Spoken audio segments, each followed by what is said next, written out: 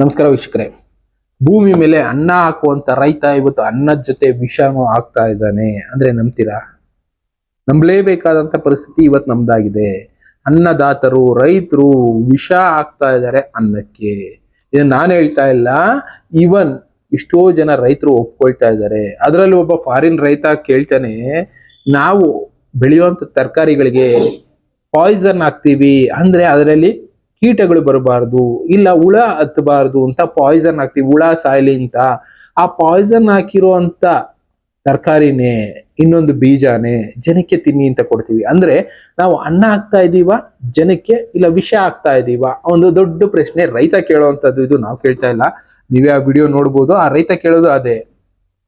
Only species that will spray food with poison to stop other creatures from eating it, and then go and eat it themselves.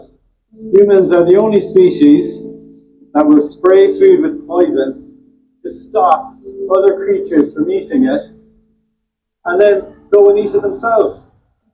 ಅವ್ರು ಹೇಳಿದಕ್ಕೆ ಅರ್ಥ ಇದೆ ಅಲ್ವಾ?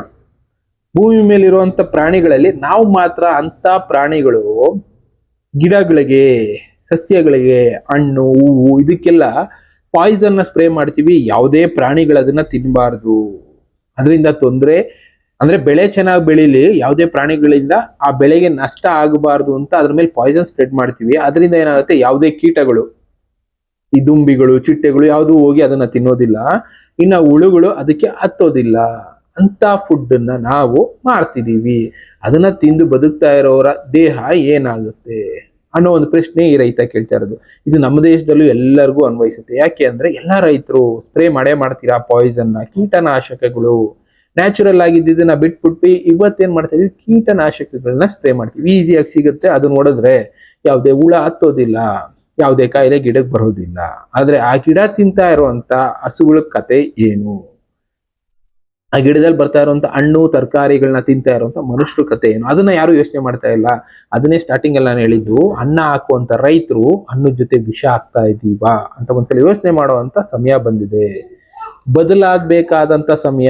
ಇನ್ನು ಮುಂದೆನಾದ್ರೂ ಬೆಳೆ ಬೆಳೆಯುವಾಗ ಏನ್ ಆಗ್ತಾ ಇದೀವಿ, ಅದರಿಂದ ಇಂಪ್ಯಾಕ್ಟ್ ಏನಾಗುತ್ತೆ ತಿಳ್ಕೊಳ್ಳೋ ಕೆಲಸ ಮಾಡಿ.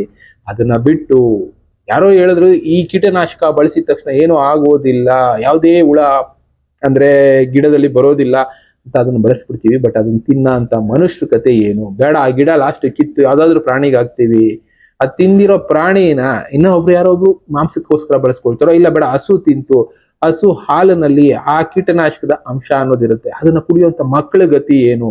ಇದ್ರ ಬಗ್ಗೆ ಯೋಚನೆ ಮಾಡ್ತಾ ಇಲ್ಲ ಅನ್ನೋ ಪ್ರಶ್ನೆ ಈ ವ್ಯಕ್ತಿ ಕೇಳ್ತಾ ಇರೋದು. ಯಾಕೆ ಅಂದ್ರೆ ಎಲ್ಲರೂ ಮಾಡ್ತಾ ಇರೋದು ಇದೇ ತಪ್ಪನ್ನೇ. ಹಿಂದಿನ ಕಾಲದಲ್ಲಿ ಒಂದು 20 ವರ್ಷ 30 ವರ್ಷ ಹಿಂದೆ ಹೋಗೋದಾದ್ರೆ ಅವಾಗ ಬಳಸ್ತಾ ಇದ್ವಿ ಕೆಲವಷ್ಟು ನ್ಯಾಚುರಲ್ ಪೆಸ್ಟಿಸೈಡ್ಸ್. ಅದರಿಂದ ಯಾವುದೇ ರೀತಿ ಇಂಪ್ಯಾಕ್ಟ್ ಆಗ್ತಾ ಇರಲಿಲ್ಲ. ಈಗ ಟೋಟಲ್ ಕೆಮಿಕಲ್ ಪೆಸ್ಟಿಸೈಡ್ಸ್, ಹುಳನೇ ಹತ್ತದೇ ಇರುವಂತ ಫುಡ್ ಅಂದ್ರೆ ನಾವ್ ಯಾವ ರೀತಿ ತಿನ್ಬೇಕು ಮನುಷ್ಯರು ಲೆಕ್ಕ ಹಾಕೊಳ್ಳಿ. ನಮ್ಮ ದೇಹದಲ್ಲೂ ಇರುವಂತದ್ದೇ ಬ್ಯಾಕ್ಟೀರಿಯಾಗಳಲ್ವಾ, ಅದನ್ನ ತಿಂದು ಸಾಯೋದಿಲ್ವಾ? ಅಂದ್ರೆ ಮನುಷ್ಯರು ಸಾಯ್ತಾರಲ್ವಾ, ಅವರ ಅಂಗಗಳು ಸಾಯ್ತಾವಲ್ವಾ? ಒಂದ್ಸಲ ಯೋಚನೆ ಮಾಡಿ. ರೈತರು ಕೀಟನಾಶಕ ಬಳಸೋರು ಅಂತ ಬುದ್ಧಿ ಹೇಳೋ ಕೆಲಸ ರೈತರು ಮಾಡ್ತಾ ಇದಾರೆ. ಎಲ್ಲರೂ ಫಾಲೋ ಮಾಡೋದೇ ಇದ್ರು, 100ರಲ್ಲಿ ಒಬ್ರು ಇಬ್ರು ರೈತರು ಫಾಲೋ ಮಾಡಬಹುದು. ಅದಕ್ಕೆ ತಿಳಿಸೋ ಉದ್ದೇಶ ತಿಳಿಸ್ತಾ ಇದೀವಿ ಅಷ್ಟೇ. ಇನ್ನು ಎಷ್ಟೋ ಕಡೆ ಆರ್ಗ್ಯಾನಿಕ್ ಫಾರ್ಮಿಂಗ್ ಅಂತ ಮಾಡ್ತಾ ಇದ್ದಾರೆ. ಅದನ್ನ ತಿಂದ ಎಷ್ಟೋ ಜನಕ್ಕೂ ಪ್ರಾಬ್ಲಮ್ಗಳು ಆಗ್ತಾ ಇದೆ. ಯಾಕೆ ಅಂದ್ರೆ ಆರ್ಗ್ಯಾನಿಕ್ ಫಾರ್ಮಿಂಗ್ ಅಲ್ಲೂ ಕೆಲವಷ್ಟು ಪೆಸ್ಟಿಸೈಡ್ ಗಳನ್ನ ಬಳಸ್ತಾ ಇದ್ದಾರೆ. ಇನ್ನು ನೀರು, ಯಾವ ನೀರನ್ನು ಬಳಸ್ತಾ ಇದೀವಿ ಅನ್ನೋದು ಕೂಡ ಇಂಪ್ಯಾಕ್ಟ್ ಮಾಡುತ್ತೆ. ಓವರ್ ಆಗಿ ಅನ್ನ ಹಾಕೋ ರೈತರು ಒಂದು ಟೈಮ್ ಬರುತ್ತೆ ವಿಷ ಹಾಕುವಂತ ಕಾಲ ಅಂತ ಕಾಲ ಬಂದ್ಬಿಟ್ಟಿದ್ಯೇನೋ ಅನ್ನೋ ಪರಿಸ್ಥಿತಿ ಇವತ್ತು ನಮ್ಮದು.